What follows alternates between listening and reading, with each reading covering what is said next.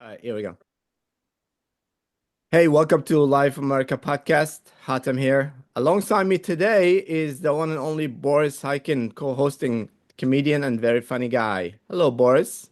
What's up? I'm filling in some big shoes here. Yeah, see, here for Noam, so you have to yell at everybody. I will scream and I will defend Israel's right to defend Yes, itself. yes, and a very special panel today. For those who are listening and not watching, you're missing out because some really good looking people over here. We have my friend, a very funny comedian, and the star of the hit series Migrants, Bryan Torresdey. Hello, perfect show for perfect timing. Topical, Thank you so much topical. for having me, man. Yeah, perfect topic too, which Pranav was also awesome to be a part of that It show as was. well. It's a great So show. Yes, and the host of Mango Pay podcast, comedian Pranav Behari, first time here. Yes, yes. Honored to be here. And my good friend, the only serious person in this podcast today, but he's also funny. Mariano. Mariano had been an active advocate of immigrants' rights in New York City since the 90s. I know him for a long time. He does a lot of great work. He worked in the NYC Department of Education for a while, and he is always there for people. He's just a great, awesome man. Everybody but you, Hatem. But that's just the front. So I wanted to do an episode where kind of like tease for ICE, so they can, watch this and be like, we got to get these guys. So Hey, I'm legal, yeah, man. I'm legal. yeah, yeah, I'm dude. legal. I don't know about you guys, but judging by the faces, I stand to gain maybe $3,000 by dropping a dime on some of you guys. So that's why I'm here. That's It's why it's always fun to edge ice. You know what I Yeah. mean? well, I we'll like see. I that. mean, you can tell them all you want to say, but they're still gonna deport you. So we'll see. Um, Hatem, what so if they were like, we're just deporting your new heart? yeah, that will be That's the only part of you that's here yeah. illegally. Boris, do you feel like you're part of that crew or no? Which crew? Immigrants. What do you mean? I literally wasn't born here. Oh, that's what. Oh, I thought I you're am first generation. Somebody tell definitionally. your face, okay? I thought you're first generation. No, I was 7 when I came here, bro. It's not even my first language. Oh, okay, okay. All right, so Yeah, Hatem's the most illegal out of all of us, dude. I know it's Or true. Boris is my bad. yeah, it's like no. All right, so let's talk about immigration, ICE. I also want to touch on the H-1B visa and all that. But first, Mariano, you since you can keep us up to date because if I ask anybody else, they're gonna make jokes, because they're funny. So, but here's the thing. I think the public is conflicted a little bit because in one way, you want to secure borders, you want to deport, criminals, especially those who did the violent acts, but there's some innocent people that will be deported as well, or in trouble, or fear of their existence or life or whatever. So how do you see that? What's the borderline here? well, it's the main reason why we came here. The money, like just to make, like, who's making money, Yeah. right? Who's building the not the GEO, the not whatever, the company that builds the prisons, the detention centers, they call them. Their stock went from, what was it, $14 in October, September? It's like 35, 36 right now, right? So who's making the money out of all these detentions? And the Guantanamo, 30,000. The last time I held 30,000 was in the 90s during remember the Haitian, was it eh, Clinton, I guess, right? So they're gonna have to build a lot, infrastructure, bringing all kinds of machinery. Like, who's making money out of this? And whose quarters are going through the roof? Because nowadays that's all it is, right? It's like, who's making the quick money for real? Like, and if you don't see what's happening on the other side, like a few degrees, sideways, then you don't care. Whatever, you made your money, you did your thing, you retired at 35, whatever it is. Like, it's crazy. But you're talking about people, just regular folk, like Boris, like me, like anybody. It could be anybody, and it's like, just follow the money. That's my. I don't want to get shot. I know your fan, your fan base had them. I don't want anybody to start, going after me. But like, just follow the money. You guys like to play detective? Follow the money, and you'll get to the answers. See, I don't know if I totally agree with that because I think the only way they could make the Guantanamo thing profitable is if the 30,000 people that they're detaining there are also building the facility. You know what I mean? At like less than legal wages. Yeah, Um, from what I've seen, dude, especially if they're going to be holding Latinos in an island in the Caribbean, I mean, that's just going to be the hotspot for spring breakers next year. You know what I mean? So, it's so true. I think it's a good idea. It could drive up tourism. I mean, Club Guantanamo, I'm there. Yeah. You American know? tourists are going to be flooding there, dude. Yes, yes. Listen, every time I go to Mexico and I get on the flight, I just see the most heinous looking, like I'll call them like Bostonian Americans. That's how I would describe them. Thick. And they've got the hat on. It says like drunkometer. I remember I saw a family, it was like 3 people. I didn't know who was the mother, who was the father, who was the child. It was like seeing a family of bears. They were already wasted on the plane. All I could think was, Mexico really needs to build a wall. You know what I mean? I think Bryan is definitely onto something in that it could become a huge vacation hotspot. You know, I definitely think so, man. I mean, I've already pre-booked, so I'm ready. So Trump said that he wants to, if those who are not following the news or our news, the immigrants news, that they said that he wants to deport or hold the most violent criminals at Guantanamo Bay. So, but. I think the worst. Those are going to be good chefs too. It's going to be good food trucks there. But it's all the ex-prison guys that are good on the hot skillets. Yeah, it's going to become the new Australia, is what this is sounding like. But I think the worst who got it if you have immigrant Muslims, because he's like, we just got back from there. Like, what's going on? Like, we were just there for Islam. Now we have to go back for immigration. Like, what? A lot of stamps with that Guantanamo stamp on your passport. It's gonna get worn out, dude. but how do so? I will say, wait, can I just correct one thing? Because am I actually the only person here that's an immigrant? That's not true, right?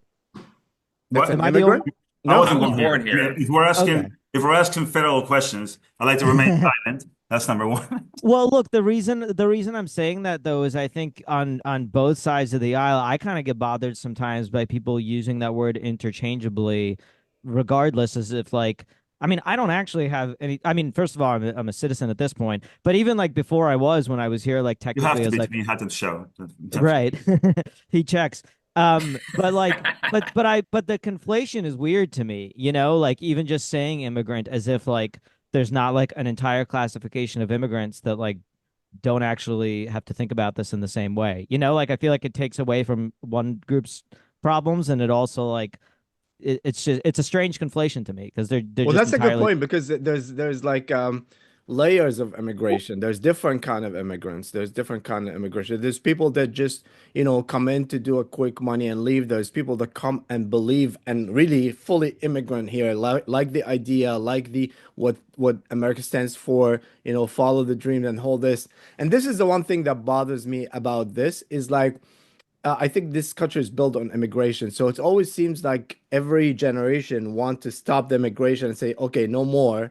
This is us. We want people like us. That's it. Especially recent immigrants, bro. Some of the fucking most shut the door behind me. Oh yeah, I think when it comes to that is like it is kind of weird to see like the polling data coming out of like these ICE raids and everything. It's really not as negative as like I think the media wants to portray. I think like the New York Times, they came out with its own polling, and they said 56% of like overall Americans, like according to the New York Times, are in favor of it. So it's like if you're coming from like a left-wing publication, and it's really because the problem has gotten so bad that I think we've kind of overcorrected on it to where like, yeah, now you're gonna have more people in favor for it because I think it started to impact like with the migrants coming to New York, Chicago, all that. Like you're even getting a lot of left-wing people that are being like, look, I had a lot of empathy, but not when it's in my backyard. Yeah, like it's true. It's like I always see like everyone's super left-wing until like they're right outside your front door across the street. That's actually all of a sudden it's like, okay, let's put a zoning there. Yeah, that's a great point, because a lot of especially here in New York, they were like, oh, Why can't they let them this and this? And then once they start sending the buses here, they'd be like, oh shoot, no. But back to my original question, my first question, where'd you draw the line? Because I say the public was conflicted in terms of like we want to secure the border, You should, and we want to make sure that deport criminals, but also there's a lot of good people that, yep, legal or not legal, but they, I'm not talking about the legal immigration, I'm talking about the illegal immigration right now. How do you draw that line? Pranav, what do you think? Draw the line between what extent we want to deport people and who should stay and so on. I don't know. The line for me is at the Rio Grande. No, I'm kidding. I don't know. I mean, it's like, what is the line, right? On one hand, it's like, okay, what is a country? Is a country to be subject to just massive demographic changes nonstop? I don't know. No, I mean, I'm a child of immigrants, you know what I mean? So I think the solution, or not the solution, I think one thing we need to look at is like that show 90 Day Fiance, I think those women should get to stay because they're willing to fuck like a 3 from Nebraska to stay here. You know what I mean? Like, you love America if you're willing to fuck some, like, that's like a global 0 too, So if you're gonna fuck that guy, that's patriotism right there. Then on the other hand, I think those guys should be deported. You know what I mean? That's my thoughts on it. You know what I mean? I mean, I don't know. I grew up in a family that's very proud of being American. My parents have a framed picture up of them with the governor, and they're shaking his hand after they went through all the tests and all that stuff, and that kind of thing. But they're not like, my dad doesn't have most Indian dads don't have friends. My dad had one friend. He was an Ecuadorian guy who was in the country for 40 years illegally, got bunk paperwork, built a whole life here, built a business here, all that. Out of nowhere, he tells me, he's like, actually, I think I'm going to get deported. This is a while back. This is during Obama, who apparently was the big deporter, right? Yeah. That's the one thing about this whole debate and conversation. How much of an actual debate is it? Like, why is it so pointed now? It's something that really the media is kind of drumming up because, okay, we don't like Trump. Let's make him look like the least empathetic person. But Obama deported millions of people. Yeah. Well, I don't think that's the only reason. The other reason is like there's a lot of criminals now, a lot of gang members. It wasn't as violent as it is right now. Bryan, what do you think? I mean, look, I'll tell you right now, my mom, she walked across the border in the 1980s. Which direction? She saw these migrants getting shuttled over here and then given free hotel rooms and prepaid debit cards. That like flipped her. I'm not joking. Like, no one's harder on immigrants than other immigrants. So my mom, she voted for Trump, and she never thought she would, but she was like, it's a different generation. And now with like TikTok and everything, I think people are just much more aware of it, and it's changed the greater perspective on how people are viewing a lot of this undocumented migration that's coming here, So that was the big thing, is that I saw people in my own family who were immigrants, and they came here 20, 30 years ago. And my mom's biggest thing was like, the immigrant mindset when I came here in the 80s was like, you don't do anything wrong. You don't go off of food stamps. You don't do anything. There was like a certain pride to being like, you start working from the bottom up. My mom and dad worked at a hotel. My dad was a handyman. My mom was one of the cleaners, and they kind of built themselves up from that. But the mindset for her, from her perspective, I'm just saying what she said was, no, people come here, they expect to get stuff. They make TikToks telling other migrants like what you can do. They say they know their rights because they can look up it all online. And they started doing like a lot of those squatting things where they would make up fake leases in New York and in Queens, and they were going into empty houses and saying they had leases. Meanwhile, it's like, dude, you don't even have a lease to be in the country, Yeah. So it's like all that stuff was spreading, and I think that really changed the ethos. That's why Trump won the Latin vote, essentially. Yeah. That's a great point. Yeah, that's a great point that the mindset of the immigrants itself has changed. Not all of them, but people that come illegal. And it's funny, to your point, is like, I remember how much was the minimum wage, and now when you see the minimum wage, it's like, that's the minimum wage? Like, this is some bullshit. So you have to, Boris, what do you think? Well, first of all, I and my parents moonwalked here across the Atlantic Ocean. No, it's funny you say that about Ecuador. So I have a bunch of family who's Ecuadorian also through my brother. And one thing they told me, because my I won't get into who, but let's just say some of them are legal, some of them are not.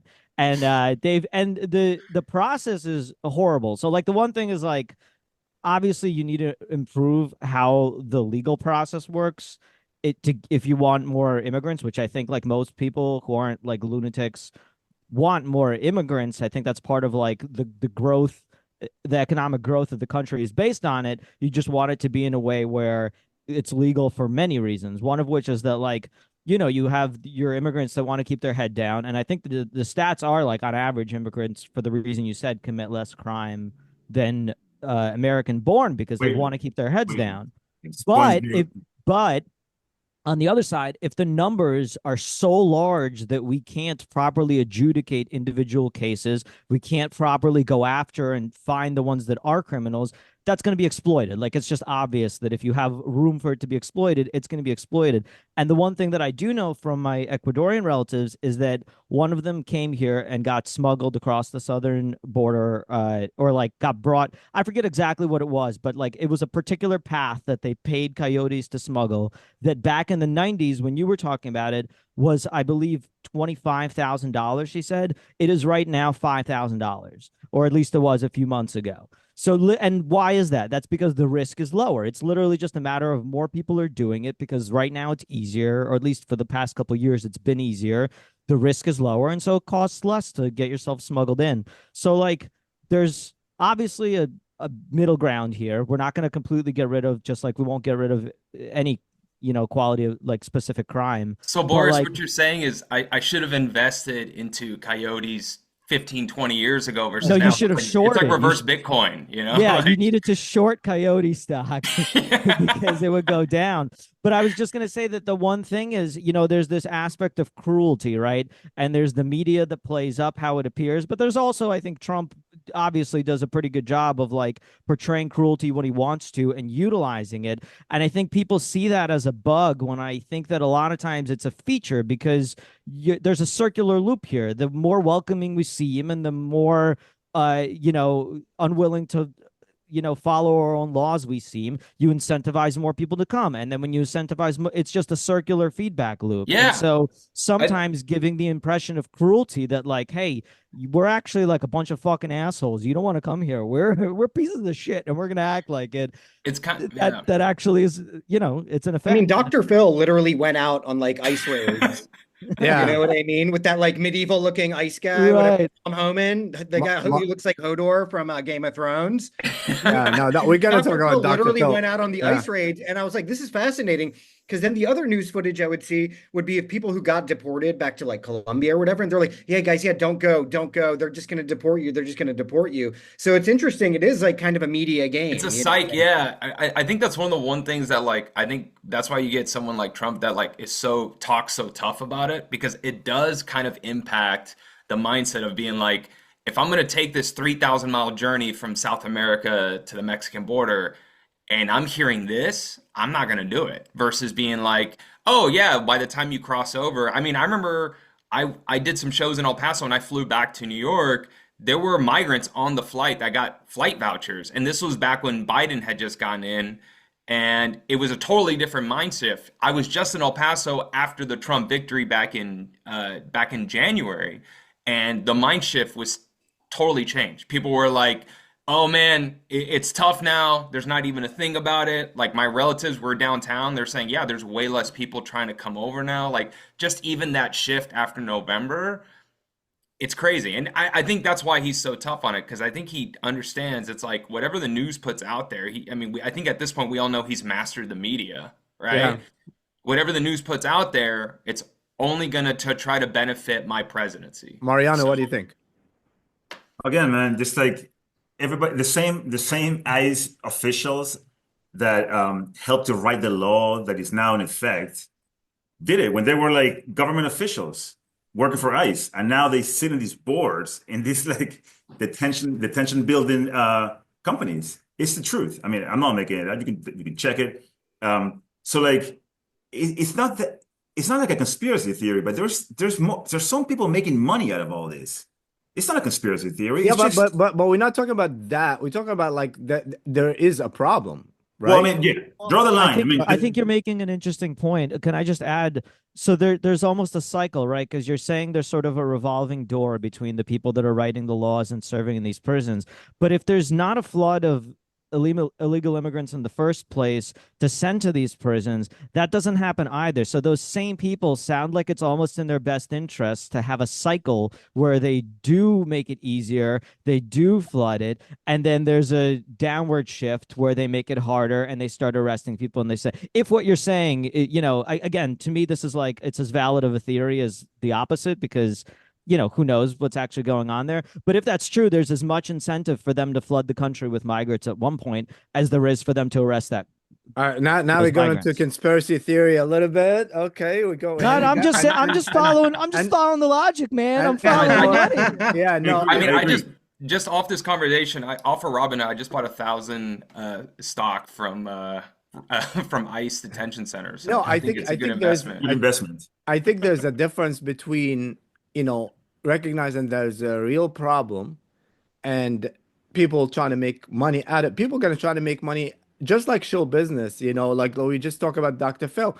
It's a great topic. He's going to be there. Yeah. This is what America is. It's like it's like when you see that the Yankees goes to to the World Series and everybody's trying let's do a business. Let's print the Yankee World Series champion T-shirts and sell it before people gonna try to make money out of anything and shows and show business gonna try to do topics out of anything. Like this is how, speaking of show business, the guy that shot the CEO, like usually.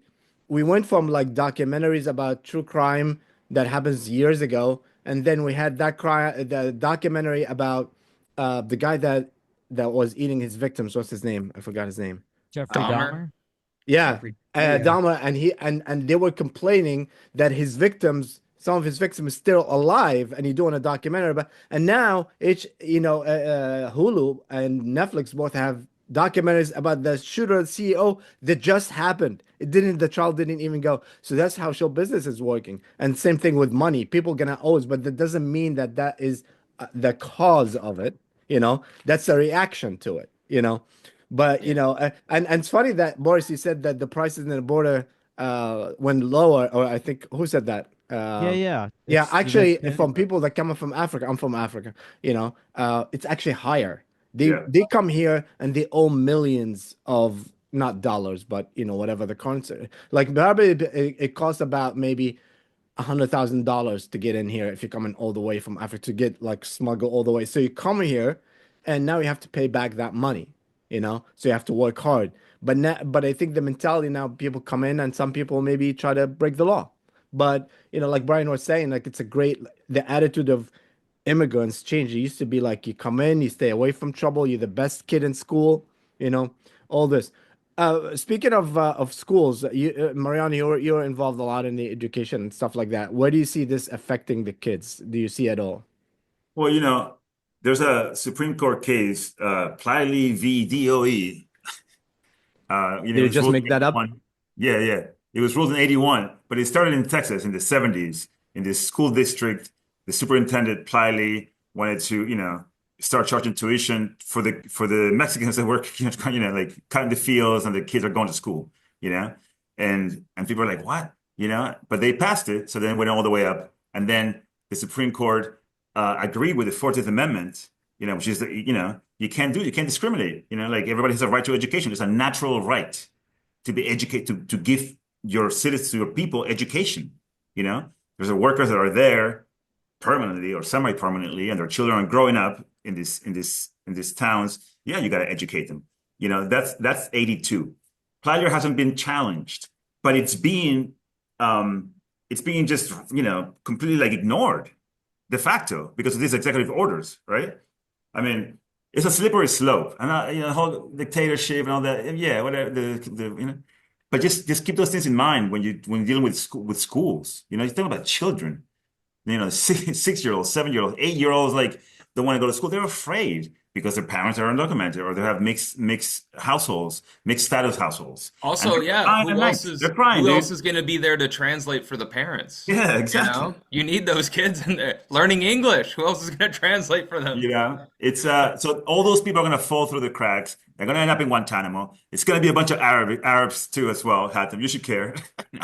And then and it's like, why? Why is this ridiculous? But just to clarify, the only people that he says it suggests to go to Guantanamo Bay was the hardcore criminals. Yeah, but even the Laken Riley Act, right? The Laken Riley Act, the one that they use him. That dude, he was a shoplifter. He wasn't like a violent rapist or something. You know, like as far as I know, he was a shoplifter. Kill her? Didn't he rape kind and of kill her? didn't he? No. I mean, of all examples you could bring up. Yeah, no, I think you lost. I got like 10 there. cousins I could have thrown out there, but Yeah. I don't No, know about that was just to be serious. That was a horrible crime. I'm gonna laugh at you. Exactly. It's a comedy show, right? Okay. Yeah, but we don't laugh at that. But it's illegal. But lawyers laugh at that because it's a legal joke. Because that was the precedent. That was why the guy should have been in jail. You know, because he was a shoplifter. You know. So who's to say? Who's to know? Like, Well, yeah, I think the the and those idea stupid shit, they pee on the street, they get drunk, they jump a turnstile, they do this, they puke, they're unruly. 1,000 things that the human experience comes with if you're like a normal person in a city. Wait, but if you're Yeah, but Mariano, that's the exact same thing that like Trump and the people at ICE are thinking. They're like, we don't know, so we're just gonna fucking get rid of them all. Yeah, you know? Right. And who's making the money while they're detained for like months and years? Who's making all that money? But you keep saying, hold on. Are you suggesting that the ones that are here that are not violent criminals shouldn't have those values that Bryan was talking about earlier in terms of not shoplifting and laying low and not causing, like this guy? How else do we prevent what ended up happening with Laken Riley? Wait, Boris. If he was arrested like multiple times. Right. And raise your hand if you've ever shoplifted anything. Raise your hand. Me? It's just me only. Mariano's not about shoplifting. There you go. Yeah. As like a 12 to 14-year-old, Exactly. and also as an adult Exactly. from Home Depot a whole bunch of times. Well, yeah, and there's no age. There's no age restriction. But I'm not. But that's because I know that I don't have citizenship at risk here. There's got to be some individual agency. But Hatem's question was about school, and you're a stupid kid. Wait, but look, listen. If I was a foot taller, I'd probably start a lot more fights, but I'm not. I'm 5'6", and so I act accordingly. If I'm traveling in China or in North Korea, I don't rip down posters because I act accordingly, unless I'm an American with my own type of issues where I don't think about those types of things. If I'm flying to Russia, which you won't catch me doing these days, I'm probably not going to bring my vape pen with me, So there's got to be some individual agency if you're already here and you're in a precarious situation to not shoplift multiple times, and ideally not have an administration that when that happens, you get a bus ticket to the middle of the country so that you can do that again. Yeah, and the thing is, like, we can bring it down to like it's shoplifting because it's just not that. I don't think they care. No, of course, it's not that. But what I'm saying is there has to be still for everybody a society where you are held responsible for the things that are within your individual agency. I know, of course. But what's been happening in New York City in the past week, it's been that they're going after, the criminals, and they're picking up whoever doesn't have papers in the household or in the workplace. Well, that's the 60-year-olds crying at night, 8-year-olds. Mommy didn't I'll come tell you home this, tonight. right? The whole thing with that is that had the issue not gotten to the point it is, there wouldn't be such a hard course correct. But and that's what's happening. I was just going to say, it's a reactionary. Because everything in this country actually happens via overcorrection, right? Right, It can't be like, hey, let's have common sense policing. It's got to be like, hey, we're going to burn down a city, right? Hey, we can't, we got to have a common sense border policy and immigration policy. It's like, nope. Instead, what we're going to have to do now, because we didn't have that, is just have nonstop rounding up people,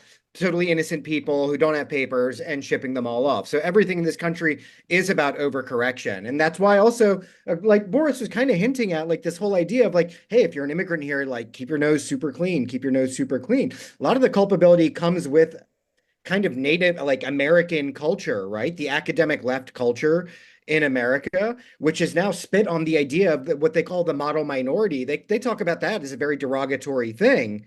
right? But actually, no, that's a good thing. Somebody comes here and they're working their ass off, right?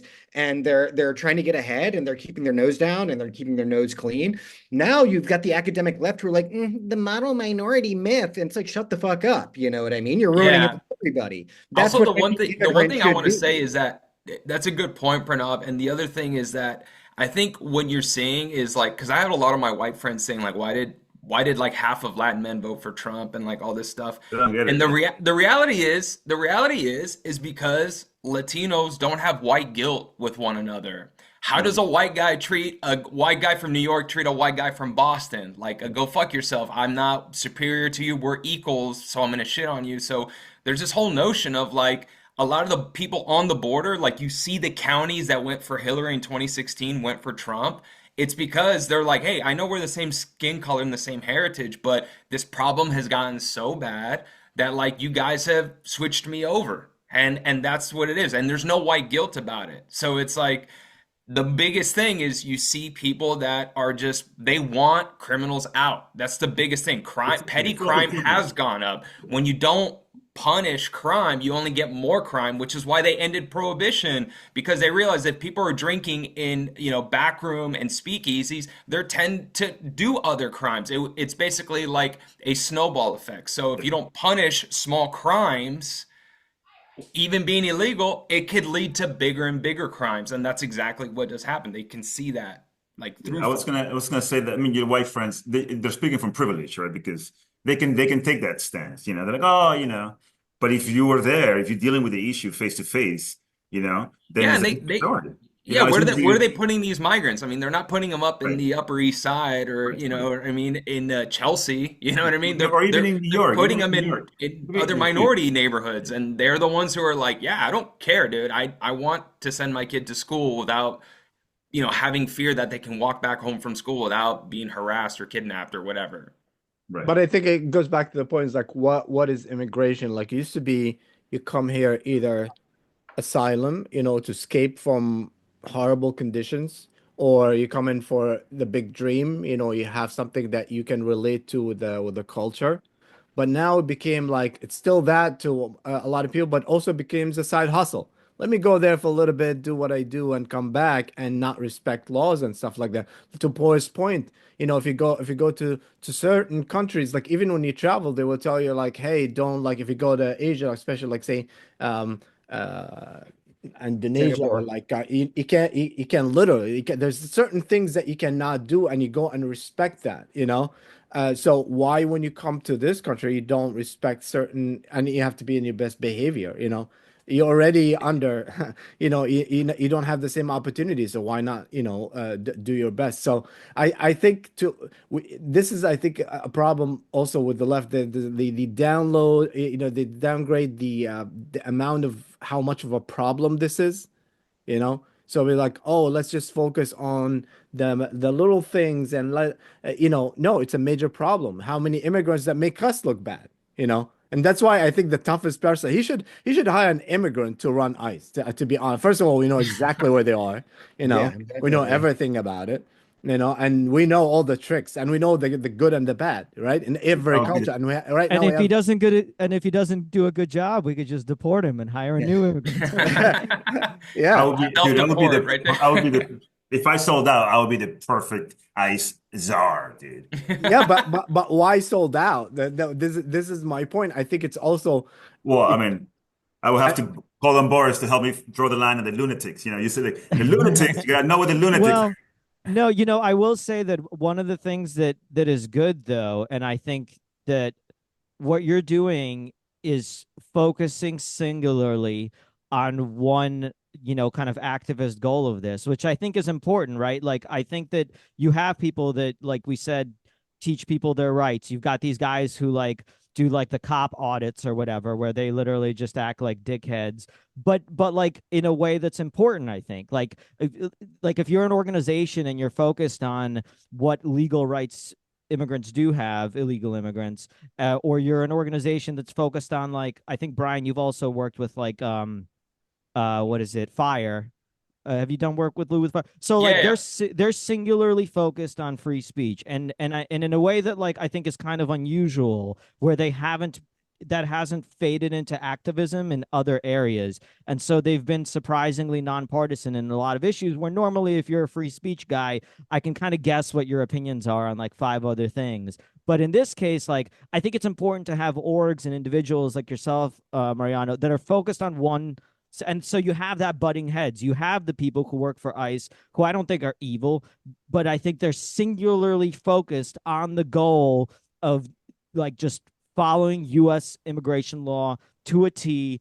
And you have the battle between the people on one side and the people on the other, and then public opinion and everything like that. I think it's important to have that battle, and that's how hopefully, as the pendulum swings, we kind of end up somewhere sane.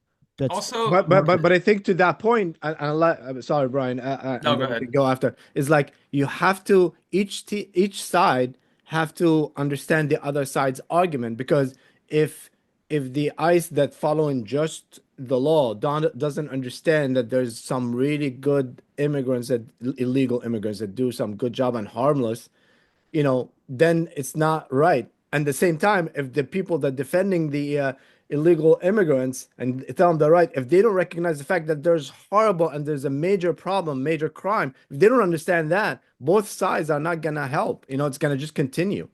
Yeah, I know that's never going to happen, though, right? Everything's about overcorrection, and you can't expect anything from ICE. ICE is just an instrument, right? Somebody else is setting the policy, and ICE is being set loose out there. Tom Homan is just a bouncer. You know what I mean? If you look at him, he looks like a fucking bouncer too, right? Yeah, dude. That's all he is. He's a bouncer. The club has gotten out of control. Donald Trump is doing a bar rescue. Too many people coming in with fake IDs, right? Drugs.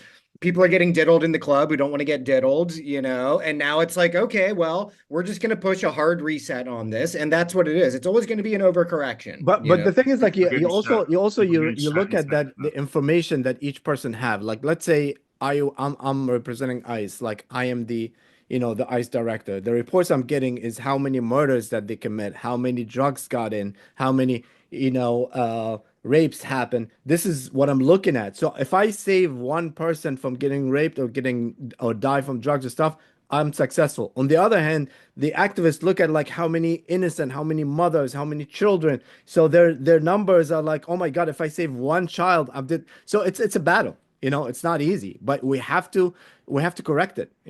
Yeah. Also, I think the one thing that like people don't realize is like, especially like when you go through like Central and South America, is a lot of times these like mass migrations actually really benefit a lot of these smaller countries in South America, because it works as like a pressure release valve. It's like there's no incentive for the local politicians there to create a better life for the poorest people if they know that those people are just going to leave, which is why like the president from El Salvador, whatever opinion you have of him, like he realized, he was like, I don't want my hardest, smartest working people leaving. I want to create a better country. Now, obviously, he went full ham on it because they had the highest murder rate in all of South America, which is insane. So that was something that, like, when you have these, tens of thousands of people leaving your own country, you don't have to create a social safety net for them. You don't have to do it. They're going to leave on their own, and it kind of lets them off the hook. And then it becomes a greater problem of the United States. And then when they did when they didn't do catch and release, they had catch and stay in Mexico. Then Mexico started really amping up their border security at their southern border. So it is kind of like a domino effect where it's like, I think honestly, stricter immigration ironically could help these smaller countries in Central and South America to really elect people being like, hey, if your poorest people are forced to stay there, you have to create a better life for them. Like, it's so there's no release valve. Dude, what's so interesting is I was recently, I don't know why, I was like drunk, and somehow like the old Bush versus Reagan debates were on YouTube, and I ended up Those watching. are my favorites. And they were arguing about immigration, and they were both trying to one up each other about who's more pro-immigration, right? Because their whole thing was like, no, we want to let these people come in, because otherwise, if they stay in these countries, there's going to be Marxist revolutions that are happening in these places, right? And so their whole thing was like, no, let them come. Otherwise, we don't want Marxist government reforms or whatever to happen there. So their whole thing was like, no, bring them in. They'll be cheap labor, and we won't have to deal with actual socialist revolutions happening in these countries. It was another way of kind of taking the steam out of that wave of things happening politically, which I thought was actually pretty fascinating. And I think that kind of ties in a little bit to what you were talking about, Bryan, kind of, tangential. Yeah. So Yeah. just to be clear, when you get really drunk, you watch debates? Sometimes, yeah. I It's think totally different from me, by the yeah, way. it's missing the point of getting drunk. But He watches Ronald Reagan content. Listen, guys, Pornhub just isn't Pranav is doing the it for me. All right. I hit the end of Pornhub. I have to go really dark now. I have to go real dark with my gooning activities. He's like, oh, trickle down and just going to town. Trickle up first. Yeah, you guys talking about Reagan Trickle porn? down my leg. All right. Well, this Hatem's not pleased by that riff. I can see. no, I like it. I like it. I just like I'm still surprised as I think Hatem was just picturing it, actually. yeah, I was Exhausted, exactly picturing. I know John Mayer have this joke is like you know he does comedy. Yeah. You know Oh that? boy, is there anything he can't do? Yeah, he's actually really funny. He said I think one of his jokes is like you really know that you had a fucked up night if you wake up and the TV is like in New York 1 because nobody ever watched New York 1 unless it's like really fucked up, you know. But yeah, so so what role you think the immigrants need to do in this going on right now? It's funny that usually, and I think this is a little bit different. It's like I don't see a lot of immigrants. You need to get a lawyer. Well, there's a lot. We're gonna have immigration lawyer actually next week, I think, or the week after. But I mean, well, here you go. Lawyers are making money. You don't say that like, oh, immigration lawyers are making money, and you didn't say like, oh, this is the But cause. they didn't help. They didn't lobby and help to write the law that a decade later is making them billionaires. You know, like it wasn't like that. You know. Well, I mean, they still benefit. I mean, and if you're talking about you were talking. Pranav was talking about the international whatever. I mean, why do why do all these Latin Americans can't come here? I mean, the Cubans, I mean, because their countries are going, it's upside down. I mean, the way that the U.S. treats its own neighbors, so to speak, it's kind of fucked up for the people there. You know, like U.S. intervention in Latin America and how people like, you know. Okay, but again, I mean, listen, we all came from countries that if we can say that it's only the reason. It's the corruption of its own government. It's corruption of there's so much you cannot just say this is the reason that they come in here, but but also so what role should immigrants do? Like because like let's say like we have European, we have Asian, African, Latin, all you see, you have everybody here in this show, and all of you like worked hard, especially like say like in the comedy business for you guys, like Pranav or Boris or Bryan. It's not easy, uh, just like any other work. But when you come in and you see like, somebody that worked very hard to do something, and you see somebody else that come and make and Mariano like he's involved in a lot of work with, and you see how many good immigrants are there, and you see one person to come and get drunk and get fucked up and fuck everything else for everybody else. So what is the role that immigrants should play in this? Boris, since you're the whitest person here, let's start with you. Well, the one thing that you're sort of implying at, it seems to me, is policing each other a little bit, right? It sounds like what you're saying is if you got a crew where you all came over here, and you got one guy who's a troublemaker, there's probably some room for self-policing to be like, hey, bro, stop fucking shoplifting. I don't know how practical that is, but that sounds like what you're saying is if there's a role for immigrants that's like, not really. I always think that when there is a problem, the best people to be part of the problem are a part of the solution, are the people that involved directly in it. Like when you say like negotiation in the Middle East, you're not going to have peace if everybody involved doesn't understand the Middle East or from the Middle East. So I think immigration should have the policies and stuff like that. But then on the other hand, you have the Democrat, they get the most, obvious name to be leading the immigration system that doesn't do a good job. But what do you think the solution should be then from an immigration point of view? I mean, I don't know. Personally, it's probably to land somewhere in the middle to make legal immigration much more accessible compared to how it is, or at the least to make it so that legal immigration is more incentivized compared to illegal for those who we want coming here, which, there's lots of those people. I think that, again, for economic growth and for various aspects of the country, we want legal immigrants here. But, there is this kind of like weird thing. I think it was actually, was it Bush? Was it Bush or I think it was Bush who like did a Bush Senior maybe, who did like a large pardon of like 1 million illegal Well, every few immigrants. years they do that. Well, right. But so what happens when you do that? You've got people who are working jobs that we consider to be exploitative wages. Once you're a legal resident, you can no longer be paid those wages. So now there's a demand for a new set of illegal immigrants to come in so that they could be exploited by those same parties. And so what he did is the farmers law. Like whoever can work in a farm get paperwork, Yeah, right. I think if I were an immigrant man now, what would I do? I would impregnate a Karen. That's what I would do. That's probably the best defense because I don't think ICE is going to get through one of those bitches. You know what I mean? So I think that's kind of the best way to keep yourself grounded. I mean, that's the 90-day fiance strategy, actually. It is. I think that should be the 90-day fiance act of 2025. Also, it helps with the low birth rate. I mean, you kind of need immigrants. Everyone's talking about, people aren't enough. Like, we can't have Elon Musk having all the kids. You know what I mean? Like, we got to have other immigrants having kids too. Well, Elon Musk, he only wants the coders and the engineers. And he got into a fight with Bannon. Bannon's trying to get him out. Because what's the story? So let's talk about that. The H-1B visa. So what's your thoughts on that? Well, let's go with Mariano first. I know you have a little story. You have a cousin also, right? That was I have a lot of cousins, man. No, no. That's not the accomplishment. You gotta get more specific, man. I mean the cousin that had the H-1B visa, right?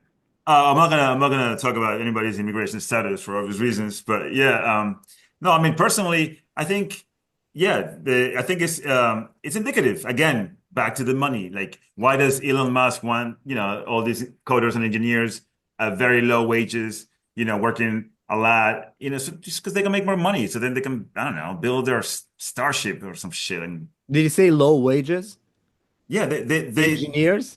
They make lower than the American engineers. Yeah, for sure. They're allowed to. They are allowed. They don't get paid the same amount as a native the coders and the engineers that they bring from abroad. They work. Well, I don't know about that. I know people that came from abroad that actually make more.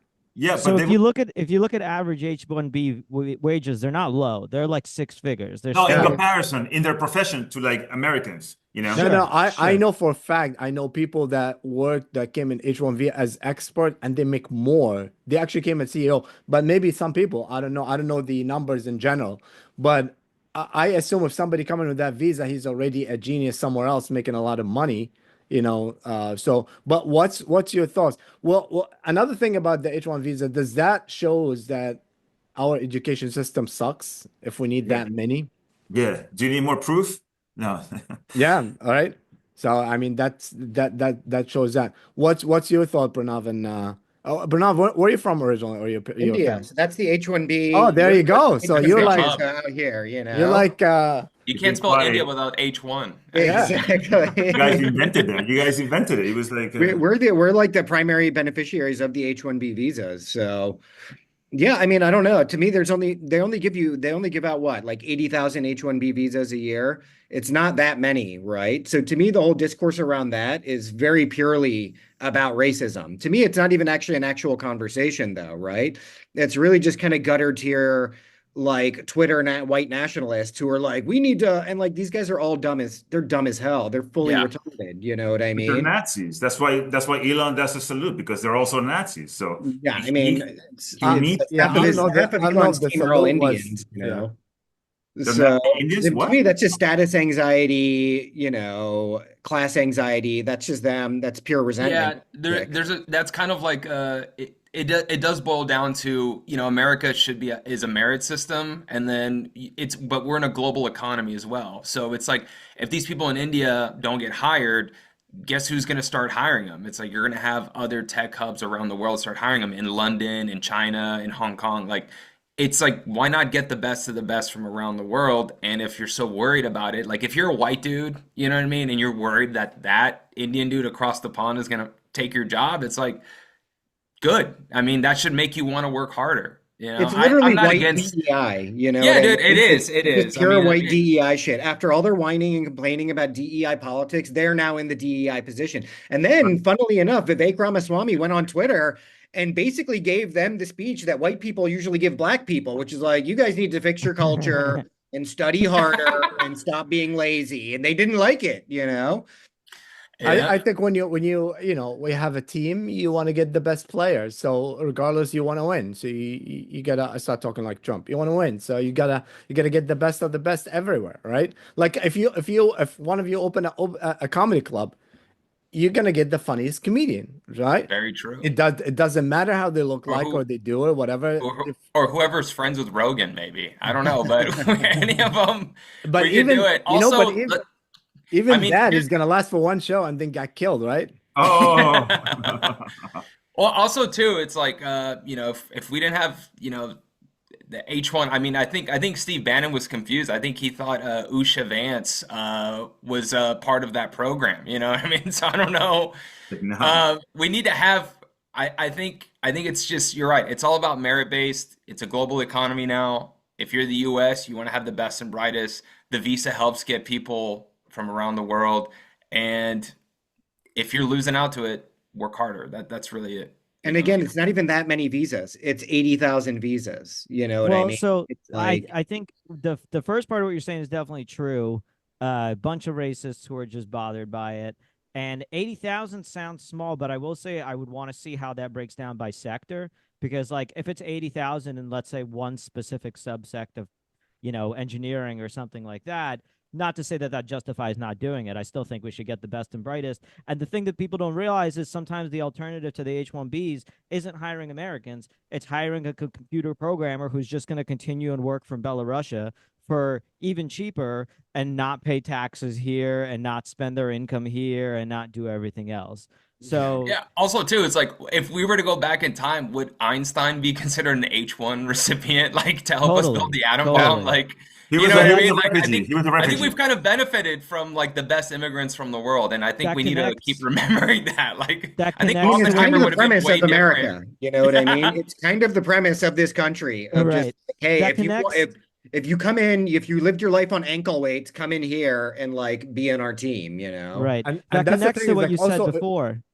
That like we basically won World War II because we got the dream team mostly from Germany. Like if Germans didn't hate the Jews, they literally would have just made the atom bomb before. Turns out those Jews pretty bright, actually. Who thought that? And I think that's the thing, is also the environment here helps a lot. If you are very successful, it can help you do whatever.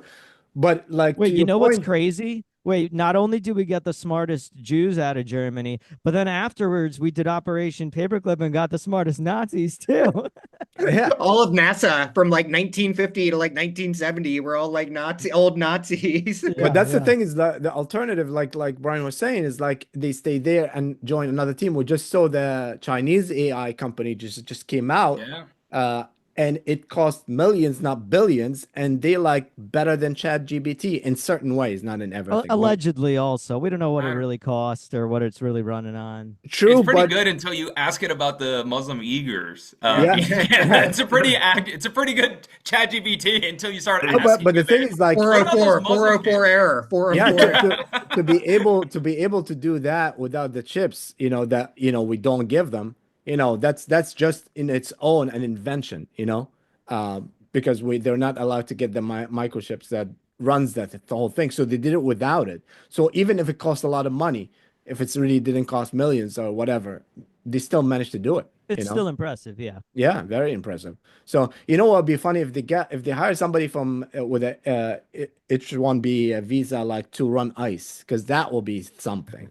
That'll be an Indian, okay? Yeah, and you don't want that, because then you're gonna have serious human rights violations going down. Okay? Yeah, but you know what? They're gonna get. They're not gonna send them to some fancy facility in Guantanamo, okay? I will say also, from what I understand, I like from friends I know who are in startups and stuff, it is a little bit different. Where like I worked at a startup 8-9 years ago, and we had a computer programmer from India who was H-1B, who was like so smart that like he was schizophrenic because of it. Basically, like he was just incredibly brilliant and would like code like 24/7, blah blah blah.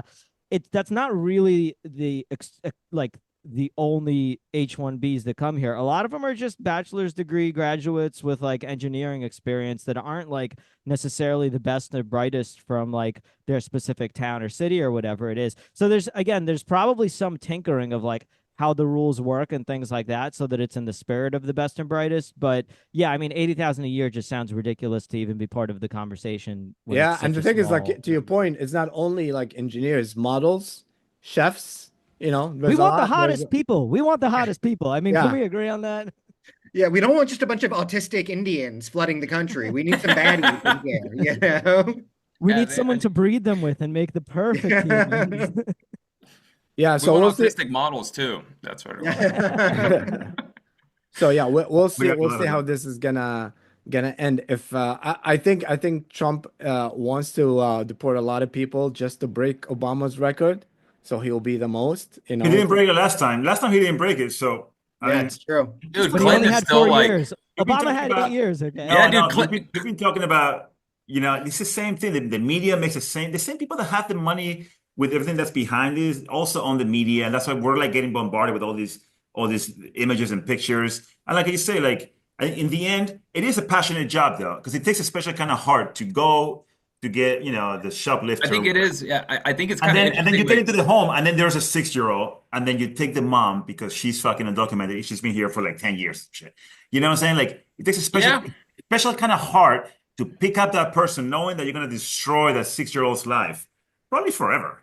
But just think about that. So that's why when it comes to like who works for ICE. Yeah, Yeah, but again, it's not true, because at the same time you can be motivated by people that raped or killed someone and you want to stop it. That's what I'm saying, is like both sides of the argument. And now that 6-year-old without a mom and parents is going to be a victim to like sexual violence later on. No, but what I'm saying is, but what I'm saying is like you cannot just say everybody breaking the fabric of society in a sense. That's what I'm saying. Like, and you don't see that every quarter. You see that generations later. You see that decades later. But it is what it is. You brought up amnesty, Reagan first, also hold on. Can I just add though, like the way you're framing this, you can do that with like a tearjerker framing from any angle. But like if I go up to the Navy Yard, 10-minute, 15-minute walk from my apartment, where they had a migrant shelter. There's no moms. It's literally like hundreds of men my age. Yeah, no. I'm not saying. Listen, I'm not gonna pick who should get picked up or not, because. But I'm just saying, someone who chooses that job isn't necessarily evil. They have a particular set of Absolutely, values. See the world through that set of values. But some of them, not only I'm sure, are evil, but become evil, because that's not an easy process to go through and maintain your empathy in an active way for everybody on all sides of it. I mean, that's exactly what I'm saying. Is any field like that. Yeah, that's exactly what I'm saying. You cannot take one side of the argument and be like, oh, this is all of it, because you can say like, I know if I have a kid, I'm not gonna put them in risk of doing certain things, especially legally or whatever, unless I really, really have to. But at the same time, if you are an officer, I know that how I react if I see somebody got raped or killed in front of me, or somebody got overdosed, because I'm gonna be like, you know what? I'm gonna work to prevent. Yeah, but I get what everyone's saying. But yeah, that's what I'm saying. But the violent, lazy immigrants, and they keep on raiding workplaces. Hello, this is people that work every day. Yeah, people whose kids. But that's what I'm saying, is like you cannot take one side only and say make the whole 100% argument. You have to take both worlds.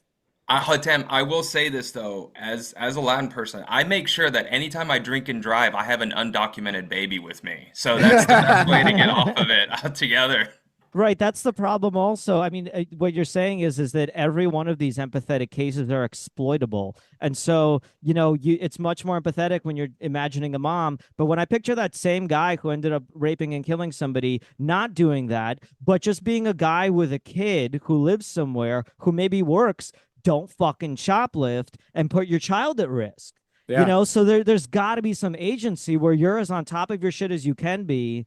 Right, especially here in this country, there is a lot of help if you want to. But people are getting picked up for people have been here for years whose kids are U.S. born citizens. Years, like 5 years, 10 years, 6 years, 3 years. All those kids, and people are getting picked up on the street because they don't have papers. Because when workplaces get raided, everybody goes down. Yeah, they're looking for the rapist that happen to have an address at that work address, at that workplace.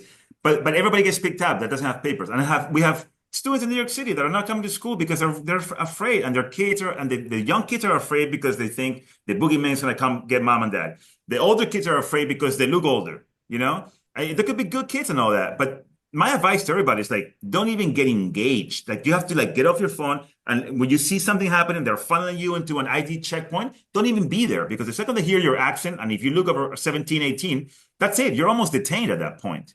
You know, like, this is happening very fast, and the media is trying to make it seem like the rally is like this wouldn't have happened if Biden actually had enacted some pretty just semi.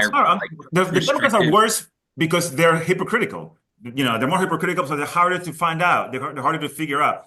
And, you know, beyond the Republicans and beyond everything that's happening, just think about the families in your own neighborhoods, in our neighborhoods. You know, like, just those, the people that are daily affected by stupidity. The Democrats' whole rationale was like, "Hey, don't take away our slaves, guys. Like, who's gonna pick berries for like 20 cents an hour or whatever?" It's literally what their argument is. Right. I mean, not even an amnesty. They don't. The last time they talked amnesty was like the early Obama, like Obama campaigning or some shit. You know, Obama campaigning in for like Univision audiences. They talk about amnesty. You know, like, and then like Reagan. You brought up Reagan. You need this. You need that every 20 years. You need that every 20 years to, like, okay, people that have been here for decades, that have contributed, that have known ties, they need to get regularized. And the reason why they don't give you an amnesty is because amnesty doesn't make enough money as all these detention centers and the fact that they can just keep you if you're accused of a crime. Misdemeanor, shoplifting again. If someone accuses you, you're in. You're done. You don't like somebody, you can accuse them of shoplifting, and that's it. That's enough reason for them to be detained for years. But I haven't, you know, you make a point, but I haven't heard you say anything about, you always say shoplifting. I haven't heard you say anything about the people that rape. Because I'm using the most severe example that show you how your Fourth Amendment, your 14th Amendment rights are being violated as people, as persons in this country. That people supposedly respect the law, respect the Constitution. You know, like this act, the Lake and Riley Act that just passed, Congress passed it. I mean, they had it in their process for many years. And it just passed. It's the new law of the land. The way this is going to have the repercussions in which you can easily put somebody in jail, not even being, you just got to charge them. If you're charged with the crime, you're gone. You're gone.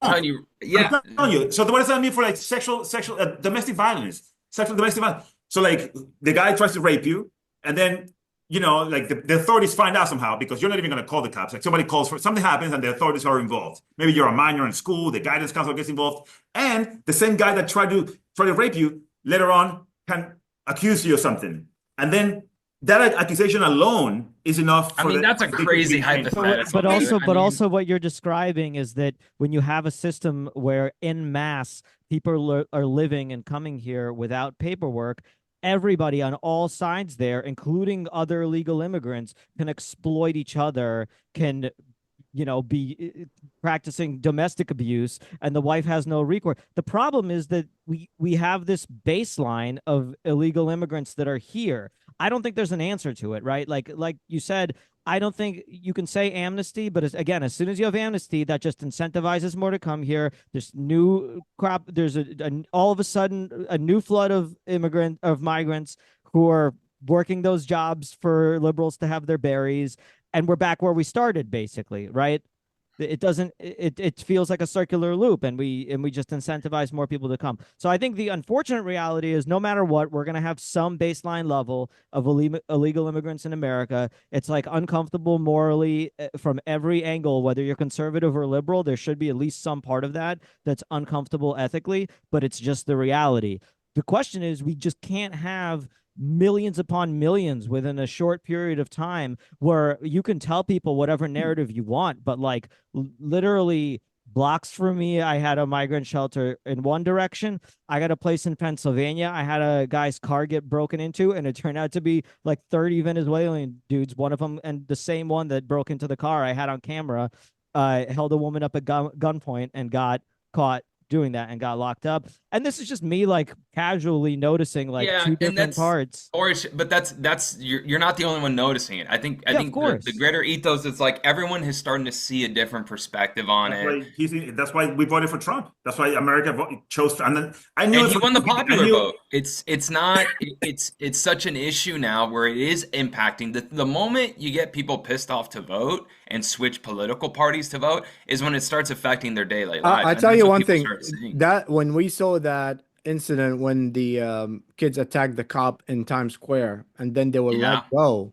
and they were given the fingers as they walk in, that's the time that I realized we let things go so much that it became so bad. And I think it's an insult to all the immigrants that came here and work legally or illegally and work very hard and follow the law and walk next to the wall and just be, it's insult for them. So the people that commit any crime, even shoplifting that you were saying, that you're making it like a little thing, even that, No, but if you're accused, if you don't have papers and someone accuses you of shoplifting, even if it's a complete fabrication, you're going to be detained. Well, somebody can accuse you is different than actually the law that you have to want to see a judge, and they will have to. They can't just deport you right away. No. What he's saying you is can be detained if you're charged. But again, my point is this: I'm saying even with the shoplift, because we keep saying shoplifting, but the problem is not the shoplifting. The problem is like even here, I live in Williamsburg, in a nice neighborhood, and cars get jumped into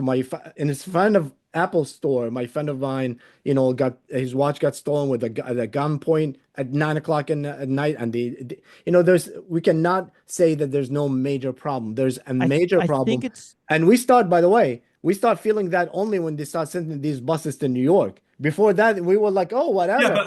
Yeah, but he just named El Tren de Aragua and the MS-13, all those things. Terrorist organizations, like by law, Congress, boom. Okay, so they're terrorist, and all the money that's going to go to fight these terrorist organizations, international terrorist groups. If you name them in Congress, then you get all this help. It didn't get approved yet, but yeah. Yeah, it's going to be approved. It's his Senate. It's his Congress. And I think they are a terrorist organization. Right. Yeah, they are. And who provided them who gave them all those weapons? Those weapons came from the states. You're talking about something. I think this is one of the. Let's go into all those weapons came from the states. So we should have internal investigations as well. And rigorous, serious, because otherwise. I mean, look, that's hold on. And I don't want to pick up no fanatic out there, But that's fine, right? If there's some bad people in this government that are selling weapons to all these cartels for many years, and now we're fucking paying for it. So if you're talking about evidence for a specific, if there's evidence for what you're specifically describing, I think everybody here would say, yeah, go after those companies. If there's a U.S. arms manufacturer that's selling arms to terrorists, and you follow the money and that's what you find, I don't think you're going to get any argument from anybody that those people shouldn't be held accountable. But again, there's an example on every side of this that could be a tearjerker, right? The same way that like somebody shoplifting, just accused of shoplifting, you don't want to see going to prison. In the same way, like on the flip side of it, you have a lot of people that come here, and I know this from like Russians too. Like, trust me, I don't want too many of my people, Russians, Ukrainian, whatever, coming over here. U.S. prisons are a joke to the majority of these people. Like U.S. prisons compared to what's over there are a resort. And so like part of that is also what's incentivizing Trump doing these deals with El Salvador and with other countries to be a third country that takes our prisoners, which I still don't even understand like what's in it for Bukele or whatever to take our or just like good to be friends with the U.S. for whatever reason in the future. But like, you had Mayorkas saying there is no crisis, as people were seeing with their own eyes and ears.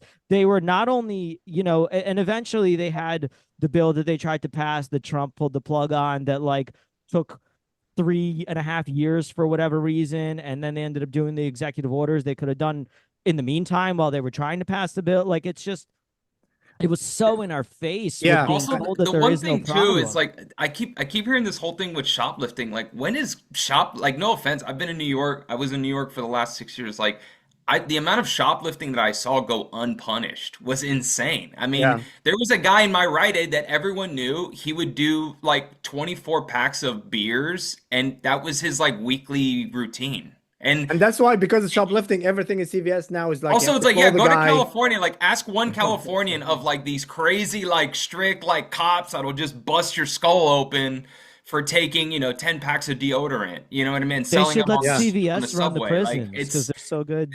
Yeah. I mean, it's like, but no one's getting arrested for shoplifting anymore, especially in these big cities. That's why I have to freaking ask like 10 different Walgreens representatives for toothpaste. It's like, seriously. And then they open it for you and leave so you can shoplift. But I remember when Mayorkas got hired, they, what was the big speech from Biden? We hired the first Latin border control. That was the accomplishment, and that's why the reason we are here now. And I think that was insult, and that's why immigrants should be more angry that what Biden did. That's a fucked up thing to do to Latin people in general, though, too, because then they like start pointing the finger that they hired the Latin border control part.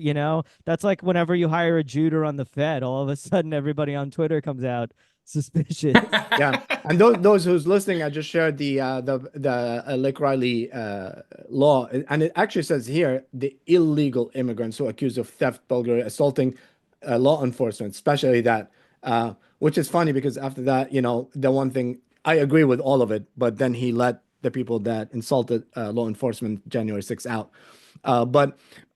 So it's for illegal immigrants, but I think we have to understand that there's a major problem, and I think there's a lot of people that causing all this.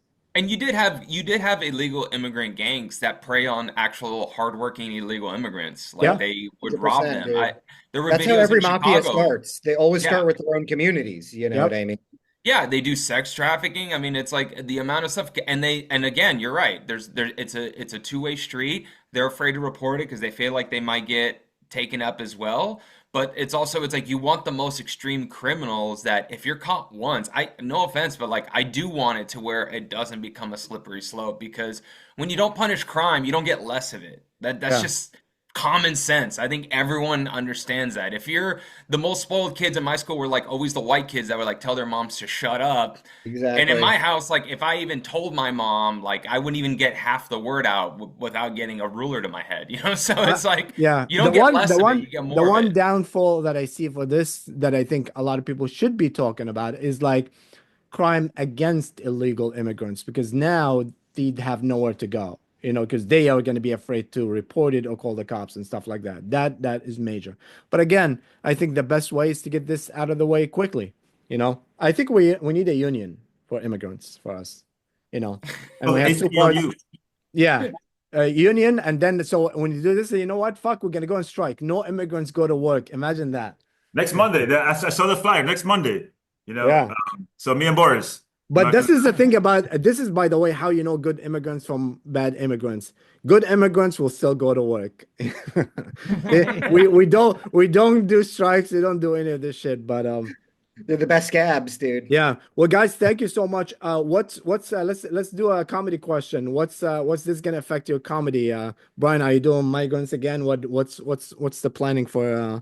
It's good, and I got a whole new set talking about why Latinos did vote for Trump, and I really like taking that angle because it's one of those things where there's so many people that don't understand it. So right now in my act, that's like a huge chunk of it, and it's been killing. And I think it's one of those things where whether you're left or right, like it is kind of an eye-opening moment, especially in the election. So comedy-wise, I like it because now people can see how conservative the Latin community is. And hopefully, like when I start going into like these executives to like pitch shows and movies now, they can see, they're like, yeah, we're not all like the poor little old me, the poor immigrant. Now it's like we can talk about other stories now. Did you see the picture that going viral of ICE arresting a guy and his shirt says Latino for Trump? It's fake. It's so funny. It's fake. Yeah, it's so funny. I keep thinking it's fake. You know that, Hatem. Probably it's fake, but whoever did it, it's funny.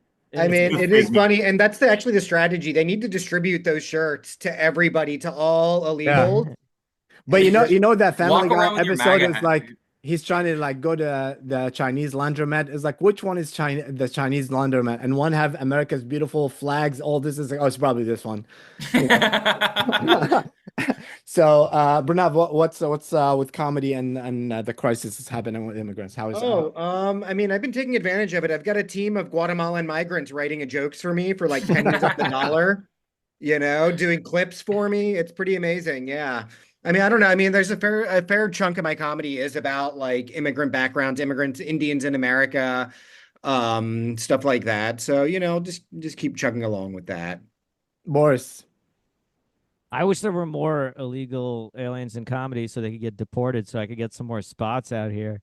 We're snitching on each other. You should call ICE on anybody who's suspected. I know. I You didn't bond Anybody know with a they heavy can- accent. Anybody with an accent shouldn't be on stage. That's first of all. Yeah, and I think one of the reason also I think that was said good, and then we'll end is like when he said that you talk about like sanctuary cities like New York and stuff like that, is like they're not allowing ICE to go into jails to get the illegal immigrants, and they said, well, now we have to go to communities to get them.